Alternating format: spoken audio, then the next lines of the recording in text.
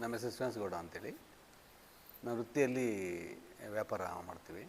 ನಾನು ಯಾಕೆ ಧ್ಯಾನಕ್ಕೆ ಬಂದೆ ಅಂತಂದರೆ, ಕೋಲಾರದಲ್ಲಿ ಎಕ್ಸ್ಟೆನ್ಷನಲ್ಲಿ ಒಂದು ಮನೆಗೆ ಹೋದೆ. ಈ ಥರ ಅಕ್ಕ, ನಮ್ಗೆ ಈ ಥರ ಶುಗರು ಬಿ ಪಿ ಇದೆ, ಮತ್ತು ಜ್ವರ ಗಿರ ಬಂದರೆ ನಮ್ಗೆ ಕಂಟ್ರೋಲೇ ಆಗೋಲ್ಲ ಅಂತ ಹೇಳಿದಾಗ, ಅವರು ನೀವು ಯಾಕೆ ಧ್ಯಾನಕ್ಕೆ ಹೋಗ್ಬಾರ್ದು ಅಂತೇಳಿ ಅಂದರು. ಅದ್ರ ಮುಂಚೆ ನಂಗೆ ಧ್ಯಾನ ಅಂದ್ರೆ ಏನಂತೇಳಿ ಗೊತ್ತಿರಲಿಲ್ಲ. ಅದು ಧ್ಯಾನಕ್ಕೆ ಹೋದರೆ ಏನು ಇವರು ಧ್ಯಾನ ಅಂತ ಹೇಳ್ತಾರಲ್ಲ, ಇದರಲ್ಲಿ ಏನೋ ಇದೆ ಅಂತೇಳ್ಬಿಟ್ಟು ಅವ್ರನ್ನ ಚೆಕ್ ಅಂತೇಳಿ, ಯಾಕ ಧ್ಯಾನ ಅಂದರೆ ಏನು ಸಮಾಚಾರ, ಏನು ಧ್ಯಾನ ಅಂದರೆ ಎಲ್ಲಿ ಮಾಡ್ತಾರೆ ಏನು ಅಂತ ಹೇಳಿದಾಗ, ಅವರು ನಾಯಕರಹಳ್ಳಿ ಅಂತೇಳಿ ಪಕ್ಕದಲ್ಲಿ ಕೋಲಾರಕ್ಕೆ ಸೇಮು ಇಲ್ಲಿ ಬಡಮಾಕನಹಳ್ಳಿಯಲ್ಲಿ ಯಾವ ಥರ ಪಿರಮಿಡ್ ಇದೆಯೋ ಅಷ್ಟೇ ದೂರದಲ್ಲಿ ಅಲ್ಲೊಂದು ಪಿರಮಿಡ್ ಇದೆ. ಆ ಪಿರಮಿಡ್ಗೆ ಅವಾಗ ಹೋಗ್ತಾ ಇರೋಣ, ಕಿಲ್ಲಲ್ಲಿ ಪಿರಮಿಡಲ್ಲಿ ನೀವು ಹೋಗಿ ಧ್ಯಾನ ಮಾಡ್ಕೊಳ್ಬೇಕು ಅಂತ ಹೇಳಿದಾಗ, ನಾನು ಇಮಿಡಿಯೇಟಾಗಿ ವೆರಿ ನೆಕ್ಸ್ಟ್ ಡೇನೇ ನಮ್ಮ ಸ್ನೇಹಿತರಿಬ್ಬರು ಹೊರಟೋದಾಗ ಅಲ್ಲಿ ನಾನು ಧ್ಯಾನ ಮಾಡ್ಕೊಂಬಂದ್ವಿ. ಪಿರಮಿಡ್ ವಾರ್ಷಿಕೋತ್ಸವ ಇತ್ತು.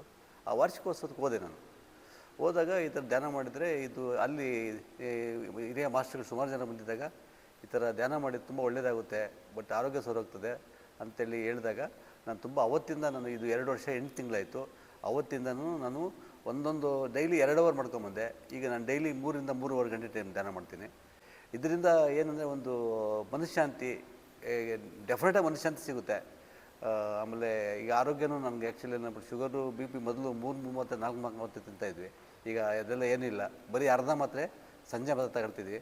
ನನ್ನ ಪ್ರಕಾರ ಅದು ಒಂದೆರಡು ತಿಂಗಳಲ್ಲಿ ಅದನ್ನು ಕೂಡ ಕ್ಲಿಯರ್ ಮಾಡ್ಕೊಳ್ತೀನಿ ಅಂತ ನನ್ನ ನಂಬಿಕೆ ಇದೆ.